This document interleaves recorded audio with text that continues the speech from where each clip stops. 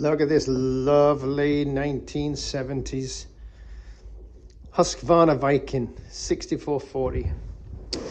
So this particular machine was sent down to Edinburgh to a sewing machine shop to be reconditioned. It belonged to the mother of the owner. They said that it needed to go to the graveyard, which she totally disagreed with.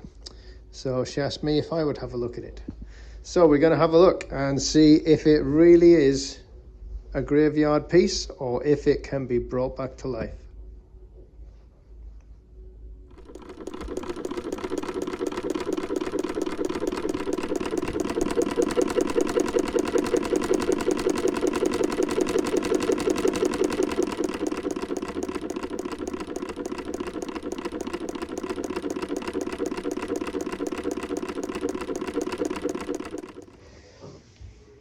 First thing I'm going to do is just turn it over, just see if it turns. And yeah, it does turn. It's pretty stiff, and it's got some lumpy bits. And you can see there's something. Oh yeah, the linkage for the take-up lever is broken, and there's definitely some tightness in there. But it is turning, so we do have movement. So now that I know it will turn, we'll get it plugged in and see if the motor's turning it. Just give a quick check to the cable before I do that, make sure there's nothing bad. Plug's okay. It's okay. Let's get it plugged in.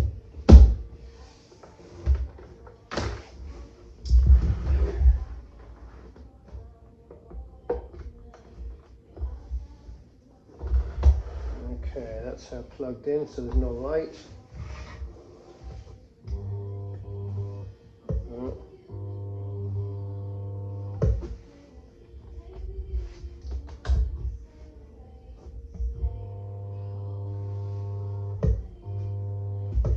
Nothing happening on the motor. Just buzz in.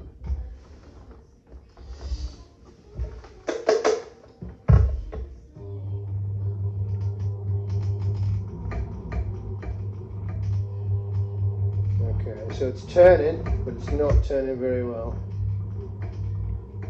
But the motor is working, and the machine is running. Okay, so we know. Well, I know I've got a doable machine here. I've got a working motor. It's turning, and everything seems to be moving. And it's quite loose. The hook mechanism is quite loose, but that's pretty normal for one of these. So yeah, I think this is probably a doable machine. So I think we'll strip it down, we'll have a look and see how we get on. Hope you enjoy the rest of the video. Like and subscribe.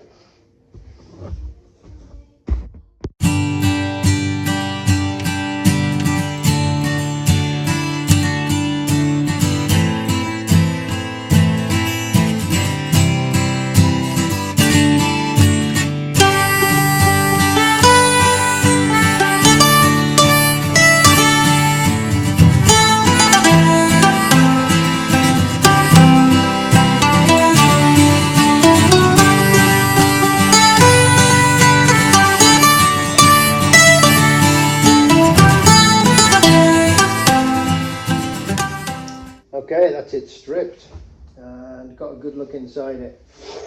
So I've taken the belt off the motor so we can test the motor and just see if the motor's spinning okay.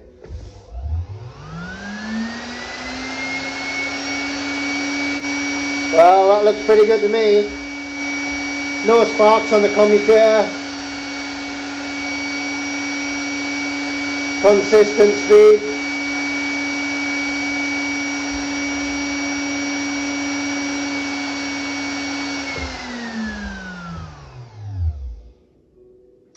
I can see it does have a popped out capacitor.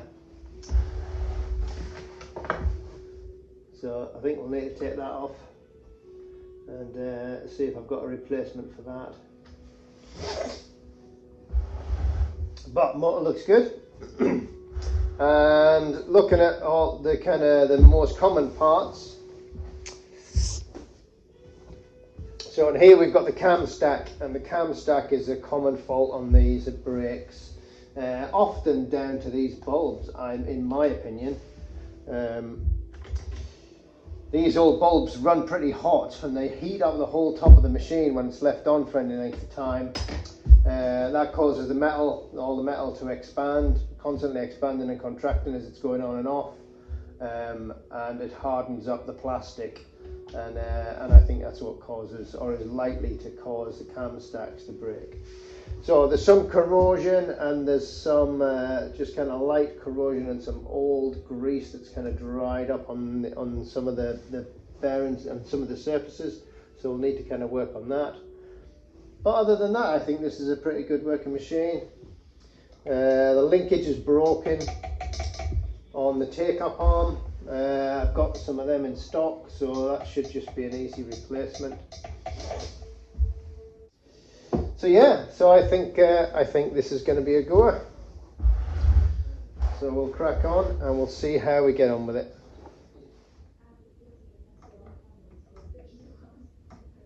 Yeah, there is something out with the timing.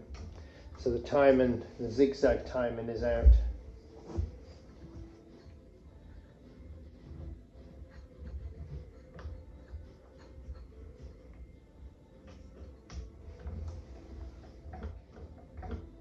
You can see the way the needle's swinging. See that swing at the bottom? Well, that swing should be at the top.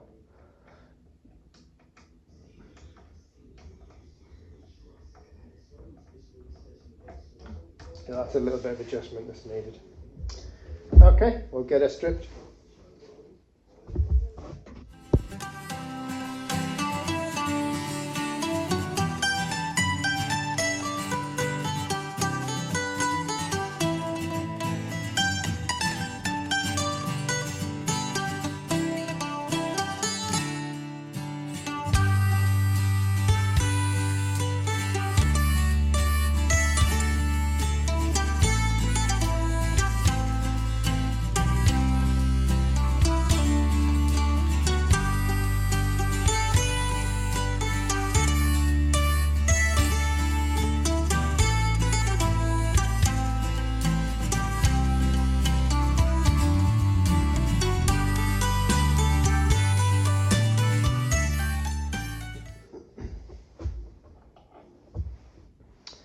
So this is the bit that breaks. Can you see that? So this is one of the few plastic bits in the mechanism that gets old, and this runs in it. So as this goes up, it goes kind of slides in and out as it rotates, and what often happens is the end breaks off. But I do luckily have some spare parts that were sent over by a lovely chap in Norway, so hopefully I'll be able to replace that. So these are the parts that the guy printed off on his 3D printer, and I have one readily assembled here, I believe.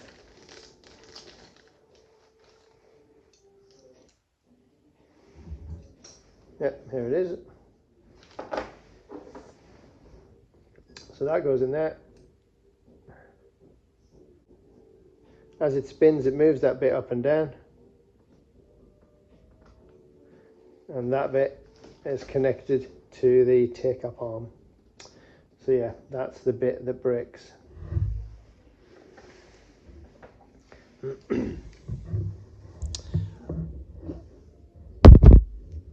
There you go, there's the new part back on and turning nicely. So now we're just going to put it back together.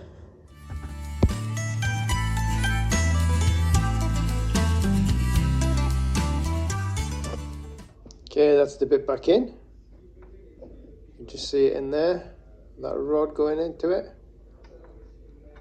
And just going to start putting it back together. And we'll see how it works.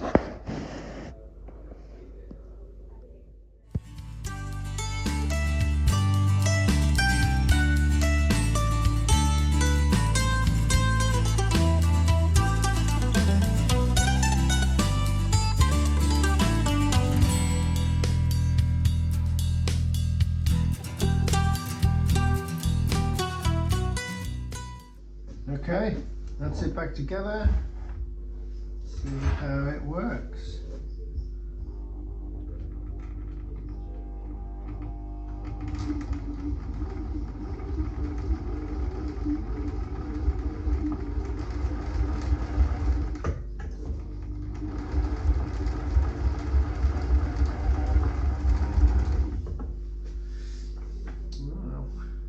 Going. It's got a little few things not right, but it is going.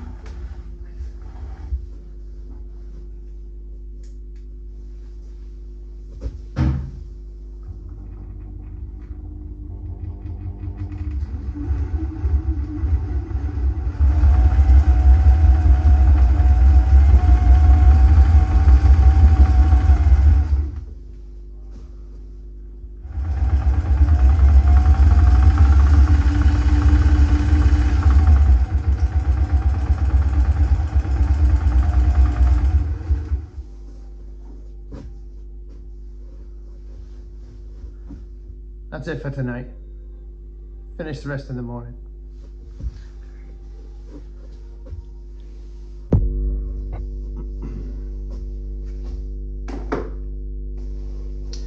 Okay, it's day 2 of working on this lovely old Husqvarna 6440.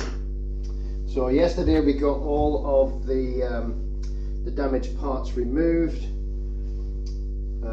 Replaced the take-up arm linkage and got everything freed off and ready to move. So I'm just about to give it a test and see if everything is nicely freed up now. It's been kind of keeping warm overnight to help the oil get through all of the seized components. So we'll see how we're going. Tell you what I'm going to do. I'm going to polish up that commutator first. So the commutator is the copper contacts on the motor, and they get a carbon coating on them over time from arcing and from the carbon brushes. So once you've got access to the motor, it's easy enough with a very fine emery just to polish up the surface of the commutator, gives it a better contact, and that way you'll keep a more consistent power throughout the revolution of the motor. That's much better. So that's what I'm talking about. That's the commutator. Those copper contacts in there. That's where all of the windings on the motor connect. And then there's a brush on the top and a brush on the bottom, which you can see there in the little brass tubes. So when the electricity is connected to the copper brushes, it then goes through an individual winding. That causes the motor to move on a little bit, and then the next winding comes in contact, and then the next winding, and so on. And that's how you get continuous circular movement of that. So that commutator is nice and clean now, so that should get a nice contact.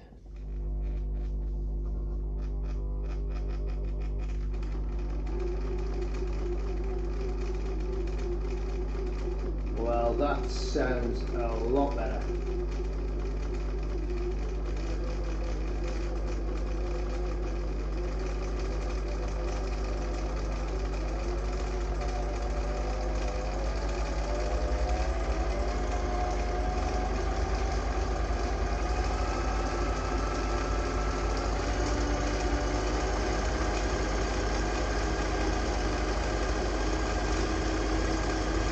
There she is, full speed.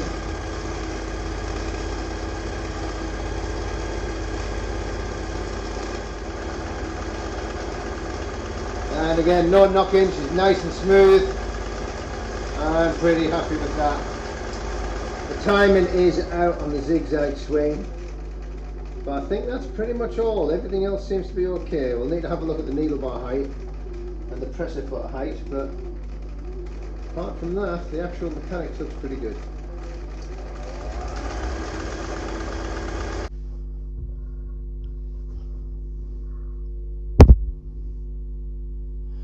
and another fault. So I don't know if you can see that, but there's see the crack in that plastic cog. There's one there, there's one there, and there's one there.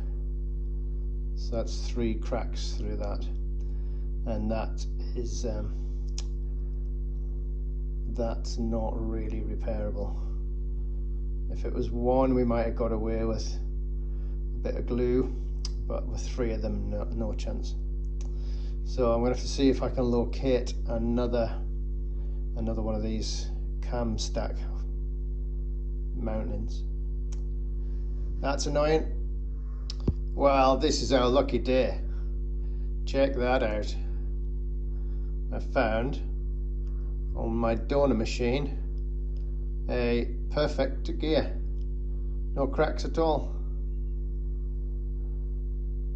And in good condition. Needs a bit of a clean. There you go. Another success for the donor machine.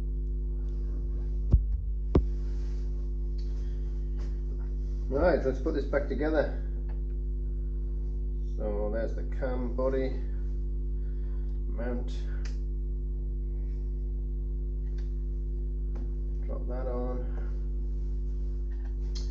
And I'm hoping once I've put this back on that will also have sorted the timing. Because a friend of mine said that he's very annoyed that when I do work on a machine, the timing just seems to be correct as a part of the process. I'd quite like to see if that's true.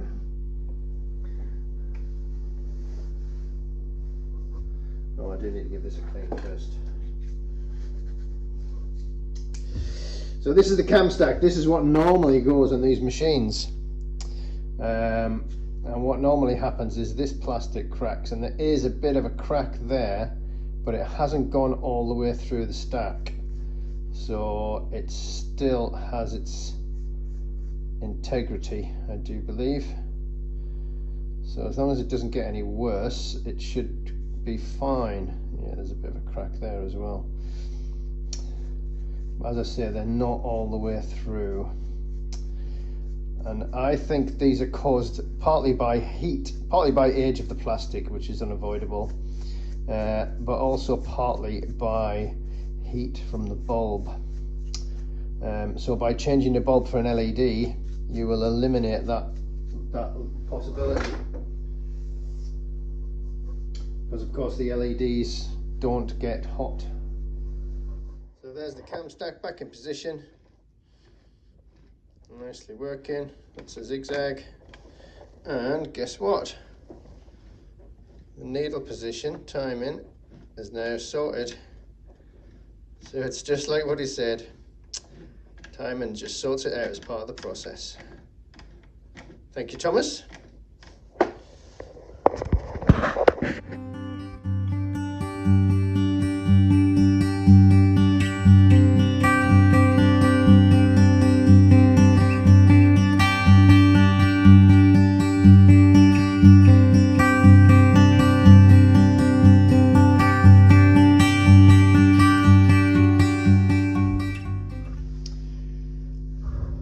Every now and then I find something that makes me think that was the cause of death. Now I don't know if you can see that, but look at all of the thread wrapped around that pin. That would have stopped the machine working. And if that had stopped the machine working however many years ago, and it's then sat and not being used, and then it's all seized up, and then when someone's tried to use it, then all the seized parts have caused problems. But that is likely the cause of it all. The cause of death, if you like. That should be a simple case of just pulling it off. There you go.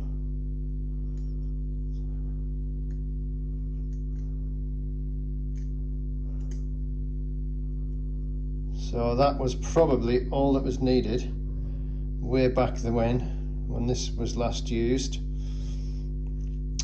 to get it working again.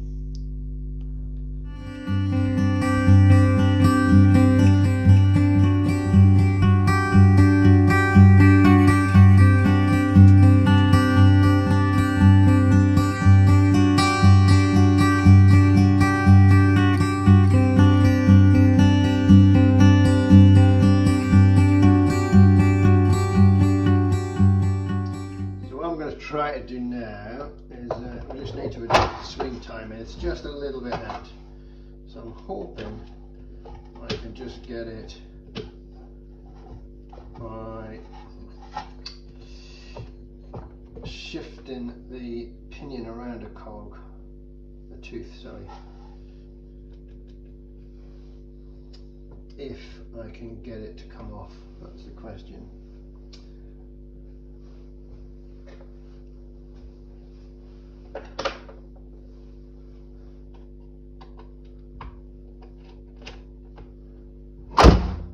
Oops.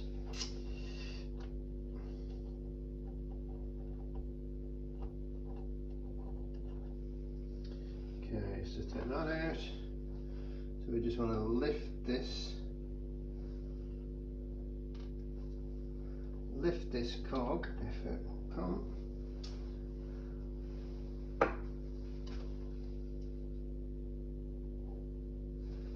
Advance it a tooth and then drop it back.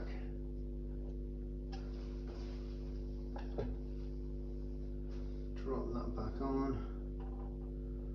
Maybe we're in the right place now.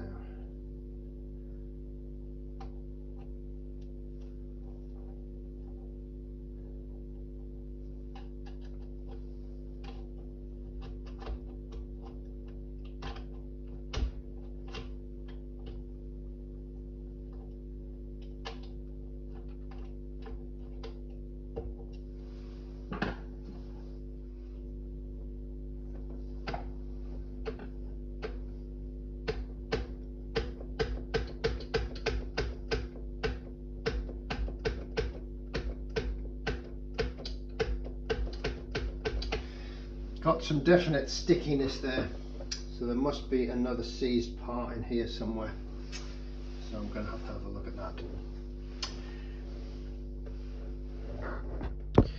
Here's another part that had to go. This is the needle bar guide, but I don't know if you can see the focus in. See the cracks in it there and the crack there. And it had spread, so I don't know if there's a little bit of corrosion inside there, and there's another crack there. So what was happening is this is just swelled, so it was jamming in the slot, and that was affecting the swing of the needle.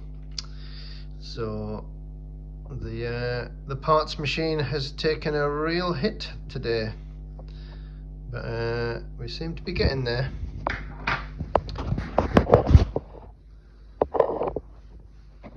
So if you watch it now,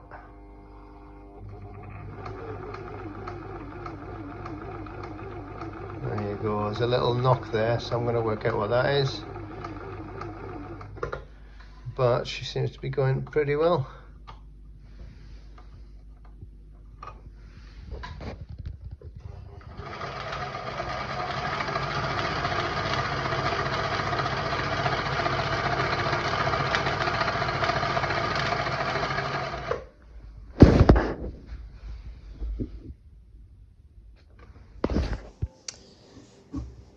Finally, got it back together and ready for its test. So there was a little test I did while it was stripped, just to see how it was working. Pretty good results from that. So now it's threaded up, and we'll see what it's going to do, I guess.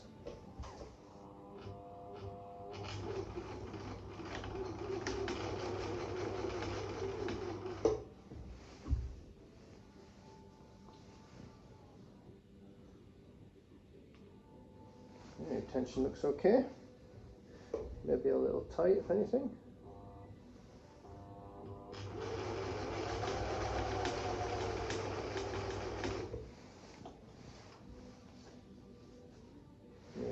pucker in a little bit, so it's a little bit tight.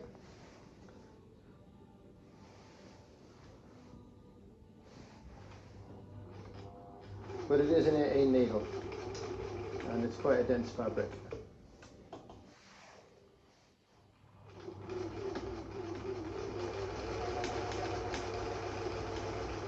So this is the machine that was destined for the graveyard.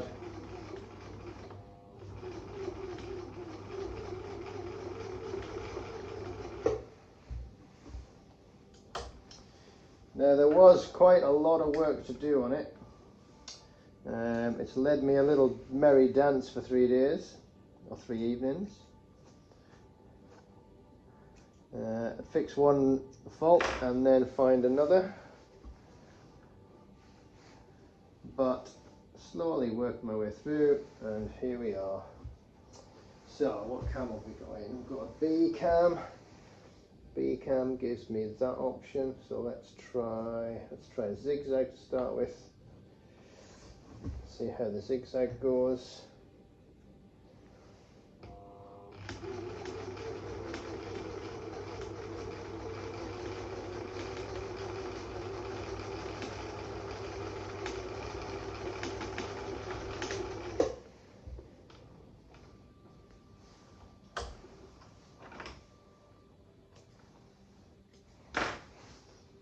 So there's a zigzag. Very nice.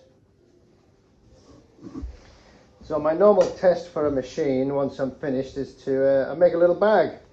So that gives it a bit of a test of a few different stitches in a few different environments that it's likely to be working in. So start off with a hem. And I think we'll just use the stitch that is selected.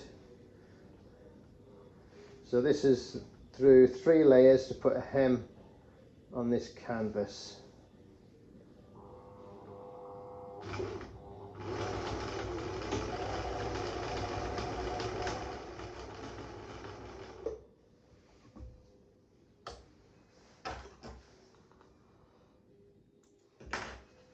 There we go, stick the hem on the other side.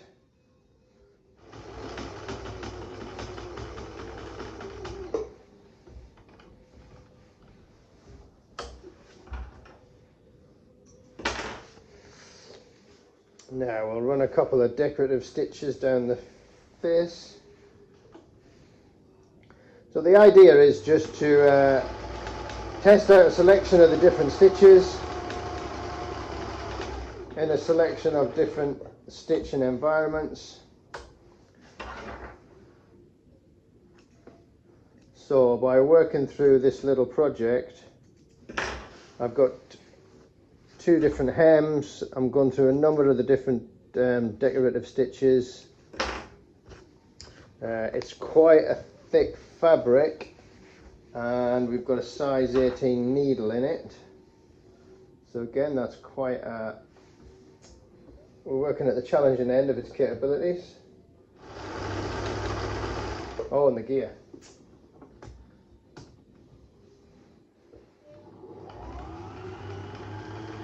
So this is what this machine is really kind of enjoyed for, liked for, preferred for. It has this low gear which gives it a lot of torque, but it doesn't go very fast.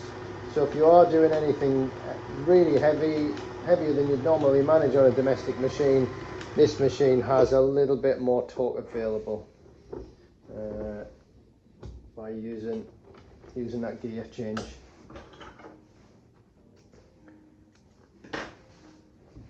There you go, there's my little sample stitch. Now I just turn this into a little bag. So now we're going to do a little seam down through, well, it's 6 layers at this end. And we just want to go back to a straight stitch.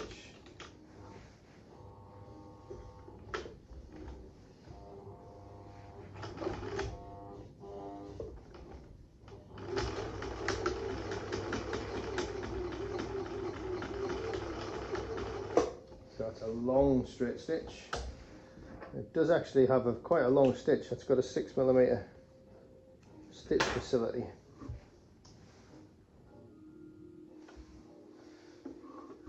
We'll just try it with the gear going through this heavier stuff, and there you can see no problem at all. Pop the gear back in again.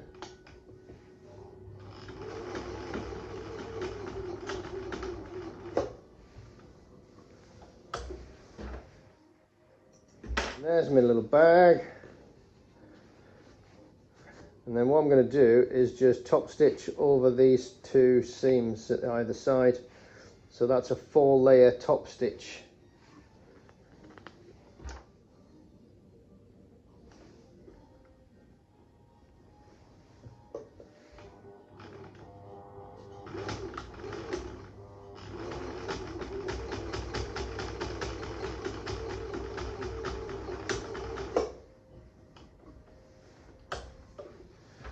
So there you have it. She lives. Back from the brink of the grave. You tell me, is that a good machine or not? So that is the Husqvarna 6440. Classic machine. Well loved throughout the decades and still a very good machine today. I forgot to say what the little bag is for. There you go. That's what the little bag's for. To keep your cable in. It's a little cable tidy. So it's a little free gift you get when you get a machine serviced by me. I hope you enjoyed that video. Bringing this lovely Husqvarna back to life has been a bit of a challenge. It's given me a couple of head scratches. And luckily I managed to find the parts that I needed to get it going. But yeah, good machine. And hope you like the video. Please like and subscribe. You know what to do. See you next time.